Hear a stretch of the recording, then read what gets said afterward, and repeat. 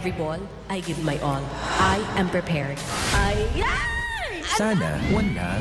Sa streaming, it's this one. New Signal Super. One login, one subscription. For multiple streaming apps na. Signal Super. All you need is one. What happened, Beshi? Why are you crying again? Biased ka raw, right? Pag sinabing biased ka, huwag ka ma-hurt. Kasi ang truth, lahat tayo may kanya-kanyang bias. Kaya dapat, maging maingat at mapanuri. Know your bias. Para hindi feelings mo ang kumokontrol sa'yo, friend. FYI lang ha, hindi outside drama ang cognitive bias. Cognitive bias? Ito yung mental shortcuts na ginagamit ng utak natin para mas madaling mag-isip at magdesisyon. Pero minsan, mali o unfair ang kinalalabasan. Ang cognitive bias ay parang filter sa utak na minsan ay nagpapaniwala sa atin na tama ka agad kahit di mo naman napag-isipan muna ng mabuti. Gaano nga ba tayo ka-aware sa cognitive biases natin? Sabi ng UNESCO sa MIL curriculum noong 2021, media and information literate persons are more likely to reject unvalidated information. Ibig sabihin, hindi basta share, like o believe. Tinitimbang, pinag-iisipan muna. Pero ganito ka ba? O parang hindi? Kapag tugma sa paniniwala mo, tapos auto-like kahit mali, confirmation bias yan. Kung naniniwala ka, kasi maraming naniniwala. Bandwagon bias, friend. At kung sinabi ng idol mo, kaya yun na ang truth para sa'yo, authority bias na yan. Tandaan, lahat tayo merong bias.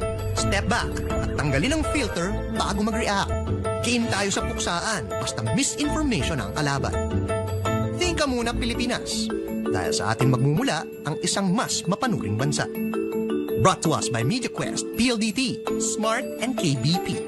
In partnership with UNESCO. For more info, visit us on our social media pages. Welcome to our balloon. This is our chance to reunite. Oh, ready na ba kayo sa magic ko? I see you. Pinoy microdrama is here, and it's big on the feels. Big on Microtawa. Siguro yun. Hello po. Big on Microkilig. Naman mo kayo sumimangon. Ay, miss Big on Microsuspense. Makakabuti kung bulag pa ang kasama ko.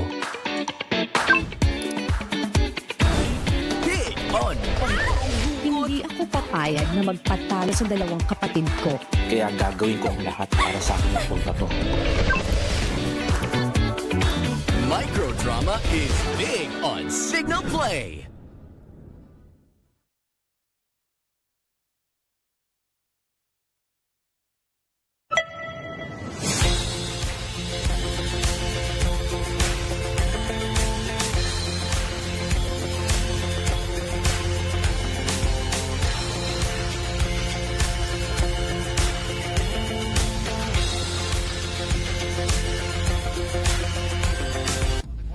Scenario remains up in the air. Marikina City is doubling efforts to curb the spread of COVID-19. Still at all, the coronavirus breaks and defies